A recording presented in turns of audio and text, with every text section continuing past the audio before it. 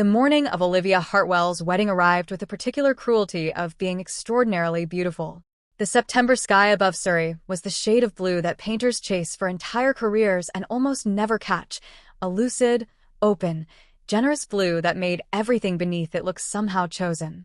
Light threaded through the bay windows of Ashwood Manor and landed in long gold strips across the ivory carpet of the bridal suite, where 17 white roses sat in a vase on the dressing table and a gown the color of champagne foam hung from a velvet hook on the wall. Olivia sat in front of the mirror in her dressing gown, her dark hair pinned in sections, a half-eaten croissant on a porcelain plate beside her left elbow. She was looking at her reflection with an expression that might, to a stranger, have been mistaken for serenity. To anyone who actually knew her, it would have read clearly as the face she made when she was doing mathematics in her head, methodical, quiet, privately urgent. She was 29 years old. She was marrying a man called Daniel Ashby in 4 hours and 37 minutes. Daniel was handsome and clever and kind. He had proposed on a rainy Tuesday in November, outside a Thai restaurant in Bermondsey, and he had cried when she said yes, and she had held his face in both hands and felt something warm and certain moving through her chest. She had said yes. She meant it. She was sure of it. She was almost completely sure of it. The door behind her opened without a knock. There was only one person in her life who had never knocked, and Freya Calloway walked in carrying 2 mugs of tea and wearing a frown that was already halfway to becoming a laugh. "Your mother," Freya announced, setting the mugs down with the careful gravity of someone defusing a bomb, "has decided that the centerpieces are wrong. Not misarranged. Not wrong for the room. Simply wrong. As a concept, she told the florist that white peonies are, quote, aggressively bridal, end quote." Olivia pressed her lips together. She said that to the florist's face? She said it to the florist back. The florist was already leaving. A laugh escaped Olivia despite herself, short and genuine and slightly frantic, and Freya looked pleased, the way she always looked pleased when she managed to break through whatever armor Olivia had been quietly constructing. Freya Calloway was 30 years old, 6 months older than Olivia to the day, a fact she had always treated with enormous solemnity and absolutely no maturity. She had shoulder-length auburn hair that did whatever it liked and hazel eyes that shifted between green and gold depending on the light and what she was feeling. She was Olivia's maid of honor and had been Olivia's best friend since the age of 7, when they had been paired together in a primary school art project, and Freya had said, with the calm certainty of someone much older, "You're doing the sky wrong. It's never just one blue." Olivia had been furious. Then she had looked at the actual sky. Then she had, to her own deep irritation, agreed. 22 years later, she was still finding that Freya was right about things she would rather have been left alone to be wrong about. Freya sank into the chair beside Olivia, crossing one leg beneath her, wrapping both hands around her mug. She was wearing a dusty sage bridesmaid dress that she had picked herself. "I will not wear blush pink. Liv, I am not a flamingo." And it suited her infuriatingly well, bringing out the warmth in her skin, the copper of her hair. "How are you doing?" Freya asked. Not in the breezy, performative way people asked on wedding mornings, fine, fabulous, excited, nervous, normal nervous, good nervous, but in the specific, level way she asked when she already suspected the answer was more complicated than what she was about to be told. Olivia looked at her in the mirror. Then she looked at her own reflection. "I'm fine," she said. Freya raised an eyebrow just lightly. Said nothing. "I am," Olivia insisted, with a little more force than the statement required. "I'm just, today is a lot, isn't it? There are a lot of moving parts. My mother is terrorizing florists. I haven't eaten properly in 3 days because of this stress. I feel," she stopped. Searched for the right word. "Compressed." "Compressed," Freya repeated gently. "Like everything is very close together. Like I can't quite breathe all the way in." Freya set her mug down. She reached across and took Olivia's hand. Not urgently, not dramatically, just the way she always had, with the unthinking ease of someone who had long ago established that this space, this proximity, was theirs to share. Her thumb moved in a small circle across Olivia's knuckles. "That's completely normal," she said. "You're allowed to feel all of it. You don't have to perform anything for me." Olivia looked down at their hands. Something moved through her that she did not name. Something that had been moving through her for a long time, she thought, without her ever really stopping to look at it directly. "I know," she said quietly. "I know I don't." They had built their friendship the way children build things, haphazardly, instinctively, with more durability than the construction seemed to warrant. It had started with a sky painted in 14 blues and evolved through 2 decades of shared classrooms, shared secrets, shared crises of varying degrees of actual severity. Olivia remembered all of it with a clarity that seemed disproportionate, even to herself. She remembered the summer they were 12 and Freya had fallen out of the oak tree in her back garden and broken her wrist, and Olivia had held her hand the whole walk to the hospital and not once said anything about how pale Freya had gone or how tightly Freya was gripping her fingers. She remembered being 14, finding Freya crying silently in the loose at school after Caroline Marsh said something cutting about Freya's mother's job, and Olivia had put her arms around her and not said a single word because some things didn't have words that fit. She remembered sixth form and university, separate universities, a fact that had felt briefly like a kind of grief, and the long phone calls on Sunday evenings that each of them would cancel other plans for without admitting they were canceling other plans. She remembered the night Freya's relationship with Harry had imploded, 3 years ago now, a gray February Tuesday, and Freya had shown up at Olivia's flat in Clapham at 11 p.m. with a bottle of red wine and her mascara in ruins, and Olivia had simply opened the door wider and said nothing except, "I'll get glasses." They had sat on the sofa until 2 in the morning, and Freya had cried and laughed and cried again, and Olivia had tucked Freya's hair behind her ear and told her, very quietly and very firmly, that she was the best person Olivia had ever met. Freya had looked at her then, in that particular way she sometimes had, when she looked at Olivia as though she were working something out, reading something she hadn't quite finished yet, and said, "You always know what I need to hear." "I only ever tell you the truth," Olivia had said. And Freya had smiled, soft and tired and very close, and leaned her head against Olivia's shoulder, and Olivia had sat very still and let the warmth of her settle there, and felt something move through her chest like a slow tide, and told herself that this was simply what it felt like to love your best friend. This was simply what care felt like. This was normal. This was theirs. She had met Daniel 8 months after that February night. He had been introduced by a mutual colleague at a work drinks thing that Olivia had nearly skipped, and he had been funny and confident and uncomplicated in a way that felt, at the time, like something she was being offered after years of wanting things she couldn't quite identify. He pursued her with a warmth that felt safe. She let herself be pursued. When she told Freya about him, Freya had listened carefully and said, "He sounds lovely, Liv. Does he make you happy?" "Yes," Olivia had said. Then, after a beat, "I think so. Yes." "Good," Freya had said and smiled, and Olivia had not been able to read what was behind the smile, and she had not let herself look too hard, because looking too hard at certain things felt like pressing on a bruise you were trying to pretend wasn't there. The ceremony was held in the manor's rose garden, beneath an arch of trailing greenery and white blooms that even Olivia's mother had, grudgingly, declared acceptable. 60 people sat in white-painted chairs in the afternoon sun, their faces arranged in the particular expression of wedding guests, hopeful, sentimental, lightly competitive about their outfits. Olivia walked down the aisle on her father's arm and thought, very clearly, "I can do this. I am doing this. This is good." Daniel was waiting at the end of the aisle in a navy suit and an expression of undisguised relief and joy, and she felt affection for him move through her like warm water. She smiled at him. He smiled back, and his eyes were bright, and everything was fine. Everything was right. She did not look, as she walked, to the left side of the ceremony, where Freya stood with the other bridesmaids. She had decided, somewhere in the last 20 minutes of getting dressed, not to look. She did not examine that decision. The vicar spoke. They exchanged rings. Daniel's hands were warm and steady. Olivia kept her eyes on his face and said her vows in a clear voice that she was quite proud of, and when he kissed her, brief, careful, proper for the setting, the crowd made a sound like a collective exhale, all that held breath finally released. She was married. She turned with Daniel to face their guests, and that was when she looked. She couldn't help it. Her eyes found Freya the way they always found Freya in a crowd, the same way your tongue finds a sore tooth, with a kind of automatic, unwilling precision. Freya was clapping with everyone else. She was smiling. She was beautiful in the sage dress, her hair pinned up now, a few copper strands loose around her face, and she was looking at Olivia with an expression that Olivia had never quite seen on her before. It was only there for a moment, one single, unguarded moment before Freya seemed to feel herself being watched and rearranged her face into something brighter, something more public. But Olivia had seen it. It had looked like grief. The reception was inside the manor's great hall, a long, Candlelit room hung with warm light and the smell of freesias and wine. There were speeches.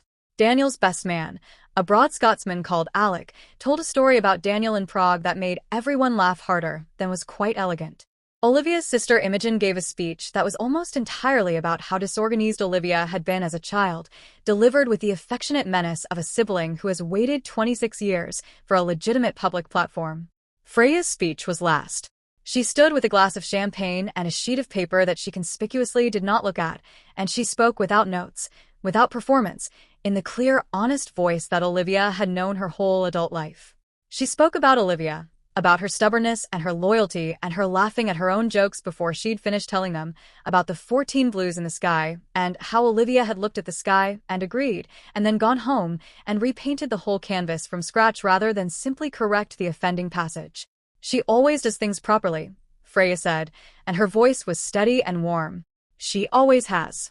She's the most careful, most entirely herself person I've ever known. And Daniel, she looked at Daniel, who was watching her with a half-smile. You are extraordinarily lucky. I hope you know that. I hope you wake up every day of your marriage, knowing that. A pause. Brief. The length of a breath.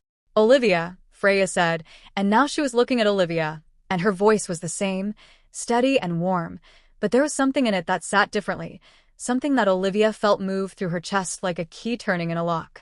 I love you. You are my person. You always have been. To Olivia and Daniel. Olivia and Daniel. The room echoed, and everyone drank, and the music shifted, and the evening continued. Olivia sat very still in her chair and told herself that she was simply moved by her best friend's speech. That this feeling in her chest, this aching, complicated, enormous feeling, was simply the emotion of the day, the weight of the moment, the champagne, the candles, the flowers. She told herself this very firmly. She did not believe herself at all. The evening stretched. People danced. The band, a 5-piece from London who Olivia's sister had insisted on, were genuinely excellent, and the floor filled quickly. Olivia danced with Daniel, with her father, with her giggling niece Rosie, who was 6 and had been the flower girl and was now operating entirely on sugar and borrowed time. She laughed genuinely. She drank carefully. She held Daniel's hand during the slow song and rested her cheek against his shoulder, and thought, this is right. This is good. I chose this. But she was tracking Freya, the way you track weather when you're somewhere exposed. Peripherally, constantly, without wanting to. Freya had danced with Imogen and with Daniel's colleague Sasha and with old Mr. Hartwell from down the village who danced with great enthusiasm and no particular skill, and who Freya spun around anyway with her whole laughing body committed to it. Olivia watched this from the edge of the room with a plate of food she was eating without tasting, and she felt something so large and clear move through her that she nearly dropped the plate. It was not complicated. It was, in fact, the least complicated thing she had ever felt. It was, I love her. Not I love her. She is my best friend. Not I love her. She is important to me. The feeling had no qualifications, no footnotes, no polite amendments. It was blunt and bright and entirely without ambiguity, and it landed in Olivia's chest with the force of something that had been standing outside a locked door for a very long time, finally realizing the door had never actually been locked. She set her plate down on the nearest surface. Her hands were trembling. She found the French doors at the far end of the hall and slipped through them without anyone noticing. Outside was a stone terrace, with stone urns full of rosemary and lavender, and beyond that a lawn that fell away into shadow and September darkness. The air was cold and clean, and she stood in it and breathed, really breathed, the first full breath she'd managed all day, and tried to think. Tried to think about this clearly. Tried to take it apart, understand it, find the join where it had begun, and perhaps, if she was honest, always been. She thought about being 12 and holding Freya's hand on the way to hospital, and not wanting to let go even after they arrived. She thought about being 20, drunk on cheap wine at a party in Leeds, calling Freya at midnight from a stranger's hallway just to hear her voice. She thought about every time Freya had touched her hand, her shoulder, the side of her face that one time when Olivia had been crying about her father's illness and Freya had simply cupped her cheek and held her gaze and said, I've got you, and how each of those touches had felt like something she was filing away very carefully, saving. She thought about Harriet and the February night, and watching Freya cry and feeling something dark and guilty move through her beneath the sympathy. Something that had felt, if she admitted it now with the cold air on her face and her wedding ring on her finger, uncomfortably like relief. As though some part of her had thought, now she's free again. She pressed both hands flat over her eyes. I'm an idiot, she said aloud to no one, to the dark garden, to herself, to the particular universe that had arranged for her to arrive at this specific realization on this specific night. I am a complete and utter idiot. That seems harsh. She spun around. Freya was standing in the doorway, backlit by the warm gold of the hall behind her, holding 2 glasses of champagne, her head tilted slightly to one side. She had the look of someone who had been watching for a while and had only just decided to announce themselves. I thought you might need one of these, Freya said, lifting the glasses slightly. How long have you been there? Olivia asked. Her voice came out smaller than she intended. Long enough to worry. Short enough for plausible deniability. Freya stepped through the doorway and let the door close behind her. She came to stand beside Olivia and offered the champagne, and Olivia took it because she genuinely needed something to hold. It's cold out here. I know. I needed the air. I know you did. Freya looked out at the garden. She was close, the way she was always close, their proximity so habitual it had stopped requiring justification years ago. Olivia could feel the warmth coming off her shoulder. You've been quiet all evening. Not quietly happy. Just quiet. It's been a big day. It has, Freya agreed. A beat. Then, more gently. Talk to me. There's nothing to talk about, Olivia said. She sounded, even to herself, like someone lying very badly. Freya turned to look at her then, and in the pale spill of light from the hall windows, Olivia could see her face clearly. The hazel eyes, now distinctly more green than gold. The slight furrow between her brows. The careful, patient expression she wore when she was waiting for Olivia to catch up to something Freya had already understood.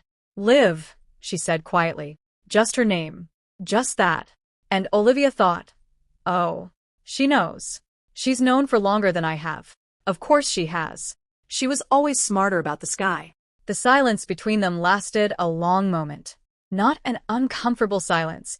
Theirs never were. It was one of the facts of their friendship that they had long since taken for granted. But a different kind of silence. A charged one. The kind that has weight and edges and a temperature all its own. A light went out in one of the upper floor windows above them. Inside, music drifted and voices murmured, and the party continued on without them. Your speech was beautiful, Olivia said at last. Her voice came out quieter than she meant it to. Thank you, Freya said. The part where you said, I always repaint the whole canvas. That was, she stopped. Nobody knows me like that. Nobody's ever. She stopped again, feeling the sentence become something larger than she had planned for it. Somebody does, Freya said simply. Olivia turned to look at her. Freya was still watching the garden, her profile clean against the dark beyond the terrace, champagne glass held loosely at her side. There was something in the set of her shoulders that Olivia recognized, the careful stillness Freya adopted when she was holding something in very deliberately, keeping herself from tipping over some edge. Freya, Olivia said. Don't. The word was soft but clear. Freya turned to face her then, and her eyes were bright in a way that had nothing to do with happiness. It's your wedding night, Liv. You don't have to. I realized something, Olivia said. Her heart was hammering. Tonight. During your speech, actually, and then properly just now, and I need to. She pressed her lips together. I need to say it. I need to say it out loud to you, because I think I've been not saying it for about 15 years, and I think that's already done enough damage, don't you? Freya's breath was unsteady. Olivia could see it. The slight rise and fall of her chest, the small visible effort of composure. Olivia. I'm in love with you. The words came out steady and clear and entire, the way things do when you've finally stopped fighting them. I am in love with you. I think I have been for most of my life, and I didn't know. I really, genuinely didn't know. I'm not saying this to complicate things or to. Her voice cracked slightly, just there, at the edge. I'm saying it because it's true, and it's yours, and I think you deserve to have it.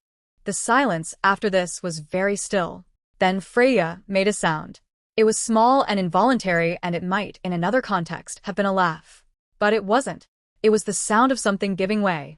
She pressed her free hand flat over her own mouth briefly, the way you do when you are trying very hard to hold a shape that has decided it doesn't want to hold anymore.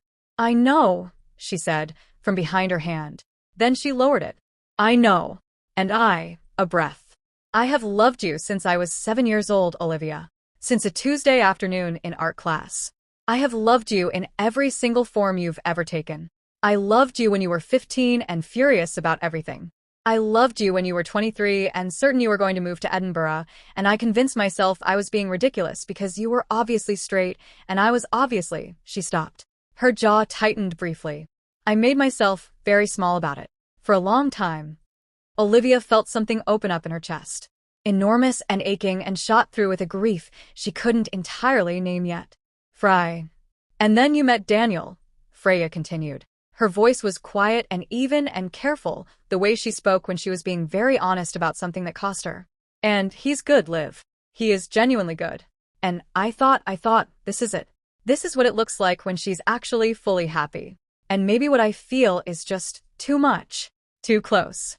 Maybe that's what 20 years of loving someone as a friend turns into, eventually. Maybe I just needed to let it be what it actually was. Did it work? Olivia asked. Her voice was barely above a whisper. Freya looked at her. The honest, unguarded look. No, she said. Obviously not. There is a kind of love that does not announce itself. It just waits. Quietly. With extraordinary patience. In all the spaces between all the things you say to each other, for years and years and years. Olivia looked at the ring on her finger. It caught the light from the windows, gold and small and terribly, terribly real. She thought about Daniel inside, laughing with Alec, probably wondering where she'd got to. She thought about the way he had cried when she said yes. She thought about the vows she had said 4 hours ago in a clear voice in the afternoon sun. She thought about all the decisions that had led to this exact point. All the small elisions and avoidances. All the feelings she had filed away and labeled friendship because that label had seemed safer, more survivable, more like something she was allowed to keep. I've made a mess, she said quietly. Not accusingly. Not dramatically. Simply the truth. No, Freya said. You did everything right with the information you had. You can't, Olivia. You can't be blamed for not knowing something about yourself. That's not how it works. I'm married, Olivia said. The word sat strangely in her mouth now, different from how it had sat this morning. I am married to a good man who loves me. Yes, Freya said. She was not flinching from this. She met it directly, the way she met difficult things, straight on, without looking away. Yes, you are. And you, Olivia said, are my best friend. You have been my best friend for 22 years. You are, her voice wavered. You are the most important person in my life. You always have been. And I never. Hey, Freya said softly. She moved closer, a step, just one step, and took Olivia's free hand in hers, the way she had done that morning, with the same unthinking ease. But it felt different now. Everything felt different now. Hey. Look at me. Olivia looked at her. We're okay, Freya said. You and me. We are always going to be okay. Her voice was very steady, but her eyes were very bright. Nothing about this night changes what we are to each other. You understand? Nothing. How can you say that? Olivia asked. How can you stand here and... Because I choose to, Freya said. Because you matter more to me than any version of this that I might have imagined for myself. Because I have been your person for 22 years, and I would rather be your person forever, in whatever form that takes, than lose you entirely, because the form wasn't the one I wanted. Olivia felt tears arrive without any particular permission. She blinked. They came anyway. That isn't fair, she said. No, Freya agreed, and her own voice finally cracked, just slightly, just once. It really isn't. There was a moment in which nothing was decided, in which they simply stood facing each other on the cold stone terrace, with the September night around them, and the warm noise of the party behind them, and everything between them open and illuminated and unnamed. Olivia's hand was still in Freya's. Their champagne glasses hung at their sides, forgotten. Later, in the weeks and months and years afterwards, when she turned this night over in her memory, Olivia would not be entirely sure who moved first. She thought it might have been both of them at once.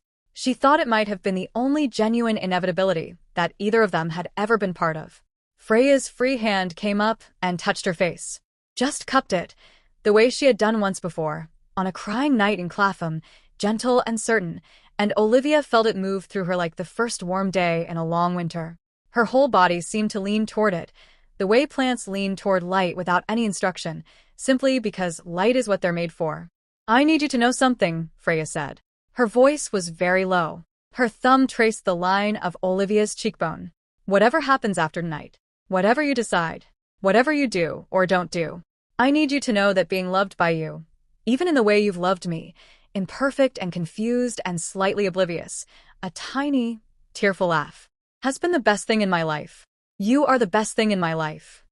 Freya, Olivia whispered. I know, Freya said. I know.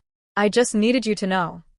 And Olivia, who had spent 22 years being careful and considered and measured about this one particular thing, who had filed away feeling after feeling under sensible labels and turned away from truths that frightened her, who had walked down an aisle in the afternoon sun and meant it, and also not known the full size of what she was walking away from, Olivia closed the last small distance between them. It was not a desperate kiss. It was not wild or reckless. It was something far more devastating than that. It was slow and certain and entirely themselves, the way they'd always been together, unhurried, completely present, without performance. Freya's hand moved from her cheek into her hair, and Olivia's free hand found Freya's waist, and the night was very quiet around them, and the champagne glasses were set down carefully on the stone wall because even now they were somehow considerate. Olivia felt the kiss in her entire body, in her sternum, in her fingertips, in the backs of her knees. It felt like recognition. It felt like the moment in a piece of music when the melody resolves, not triumphantly but completely, that particular satisfaction of a line coming home to where it was always going. It felt like arriving. When they finally drew apart, Freya's forehead rested against hers. Both of them were breathing unevenly. Neither of them spoke for a long moment.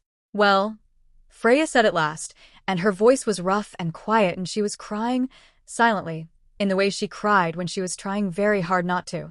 There it is. There it is, Olivia echoed. She felt tears on her own face. She didn't mind them. 15 years of there it is. To be fair, Freya murmured, I think it was more like 22. Olivia let out a sound that was half laugh and half something else entirely, and she held Freya's face in both hands the way Daniel had held hers in November outside the Thai restaurant, and she looked at her. Really looked, without any of the careful not looking she'd been practicing for decades, and thought, you. It has always been you. I just didn't have the right word for it. They stood there together for a long time after. The music inside shifted to something slow and bittersweet. The lights from the hall laid long golden rectangles across the terrace, and in the far distance a train moved through the dark countryside making its quiet, indifferent progress. Eventually, because eventually always comes, Freya pulled back. Not away. Just back enough to look at Olivia clearly. You have to go back inside, she said. Gently. Not unkindly, like someone helping someone do something difficult. I know, Olivia said. And Freya paused, gathered herself. I don't know what the right thing to do is, Liv. I really don't. I know what I want, which is something I've always known. I know what I think you want, which is something you're only just finding out. I know what you are, which is married. As of 4 hours ago. A breath. And I know that you're going to have to sit with all of that and figure out what you actually need. Not what's convenient. Not what's already arranged. What you actually honestly need. And you? Olivia asked. What do you need? Freya looked at her steadily. I need you to be okay, she said. Genuinely. In whatever form that takes. Olivia thought about this. About how entirely like Freya it was. Even now. Even here. With everything laid open between them. Still orienting toward Olivia's well-being before her own. Still being generous when she had every right to be wrecked. That's not a fair answer, Olivia said. No, Freya agreed, with a small, sad smile. But it's mine. She went back inside. She went back inside and found Daniel at the bar with Alec, and she stood beside him and he put his arm around her and said, There you are, with such uncomplicated warmth, and she smiled and leaned into him and felt the complexity of everything arrange itself into a weight that she would carry for a very long time. She danced with him again. She talked to people she hadn't reached yet, elderly aunts, university friends she hadn't seen in years, Daniel's colleagues who were uniformly kind and interested and easy to talk to. She ate a piece of cake. She toasted with her mother, who had been won over by the peonies eventually and was now, significantly into the evening, telling anyone who would listen that she had specifically requested them. All of this she did.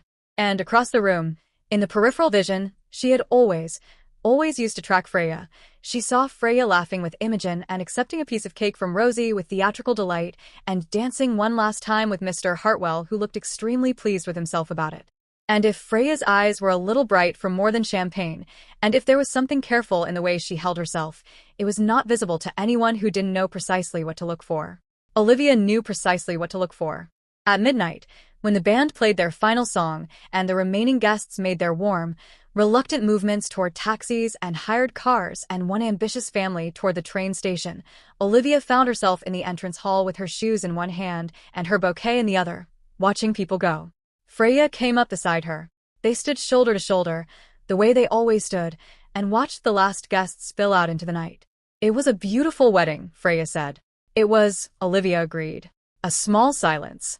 I don't know what happens now. I don't know what the right thing is. Olivia's voice was very quiet. But I need you to know that I am going to figure it out.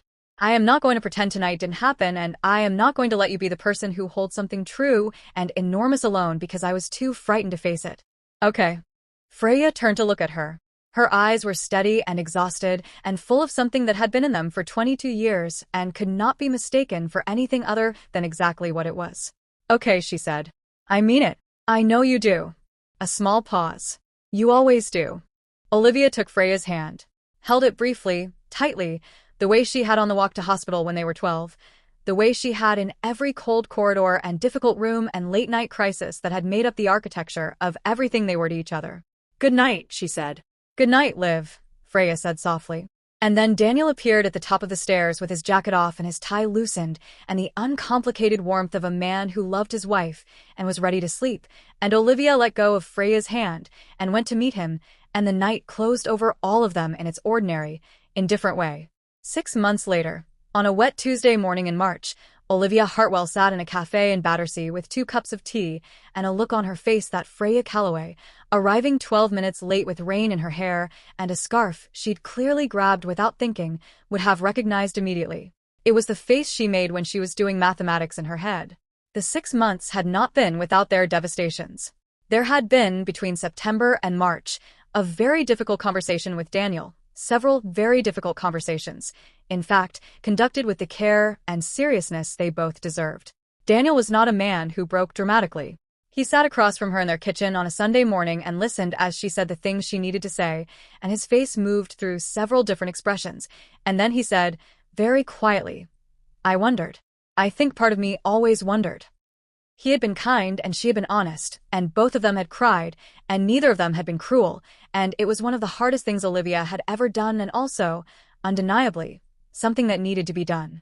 There had been weeks of logistics, the flat to sort out, the very gracious and bewildered reactions of both families, the friends who needed different explanations for different levels of detail.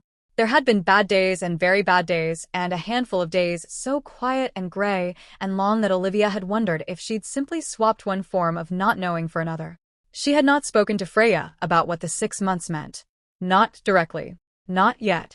They had spoken constantly about other things, about everything else, with the same ease and frequency they'd always had, but the thing itself, the Stone Terrace thing, the September night thing, they had left where it was for a while. Somewhere it could be real, without requiring a decision. Until this morning, when Olivia had texted, Can we meet? The Tuesday place? 10 o'clock? And Freya had replied almost instantly, Already leaving. See you in 12 minutes. Probably 15. It was 17. Freya sat down across from her, unwound the scarf, reached for the tea. Rain ran down the window beside them, and the cafe was warm and smelled of coffee and something cinnamon, and outside London did what London does in March, persisted, damp and gray, and entirely unbothered about it. You have your mathematics face on, Freya said. I know. Olivia wrapped both hands around her mug. She had practiced what she was going to say on the bus. The practicing had been entirely useless, as it always was, so she abandoned the script and simply said it. I am not confused anymore. Freya looked at her. About myself. About who I am and what I want and what I should have been paying attention to for most of my adult life. Olivia let out a breath. I've done a lot of sitting with things over the last 6 months, and I have arrived at a very clear point, which is, I am not confused. I know what I feel. I know what I want. A beat. I know who I want. The cafe made its noises around them. The coffee machine, the low murmur of other conversations, the rain against the glass. Freya hadn't looked away. And Olivia continued, with the slight unsteadiness of someone who is being brave rather than effortlessly bold. I needed to ask you, whether you still— Yes, Freya said. Olivia blinked. I haven't finished the— I know what you're asking, Freya said. Her voice was very calm, and her eyes were very bright. And yes, Olivia. Obviously yes. Did you think 22 years of yes was going to expire in 6 months? Olivia pressed her lips together hard, against a smile that was insisting on arriving before she was ready for it. I didn't want to assume. You absolute. Freya shook her head and laughed, properly, the real laugh, the one that had always made Olivia feel like something unclenching in the center of her chest, and she reached across the table and took Olivia's hand exactly the way she had taken it 100 times before, but also entirely differently, because now they both knew exactly what it was. I love you, Olivia said, quietly and simply, and for the first time without any component of not knowing. I have loved you for most of my life, and I am very sorry it took me so long to arrive here, but I am here now, and I would like to, if you'll let me, start properly. From the beginning. With all of it open.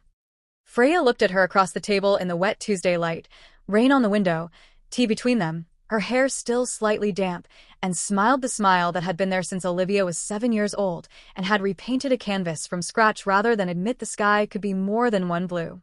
We'll paint it together, Freya said. And Olivia understood because she always understood Freya, and she leaned forward across the table, and this kiss was different from the September one. This one was not bittersweet, not laced with grief, not balanced on the edge of a decision that hadn't been made yet.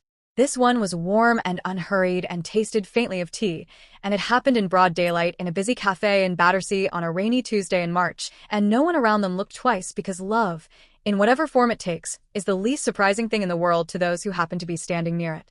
When they broke apart, Freya had color in her cheeks and was trying, not very hard, not to smile too widely.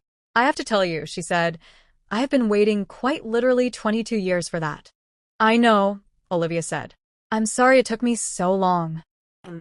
Freya considered her with great affection and slightly exaggerated patience. You always did need to repaint the whole canvas. Olivia laughed, full and real and entirely unguarded, and thought, yes. But look at it now. Outside, the rain softened. A pale brightness moved somewhere behind the clouds. The cafe was warm. Their tea was cooling. And the particular Tuesday morning that had gathered them here, without drama, without a grand gesture, without anything except two women who had always known the other was the best thing in their world finally admitting it out loud in the daylight. This Tuesday morning was ordinary and imperfect and entirely theirs. The sky, beyond the rain-streaked window, was doing what it always does, being quietly and stubbornly, irrefutably, made of 14 different blues.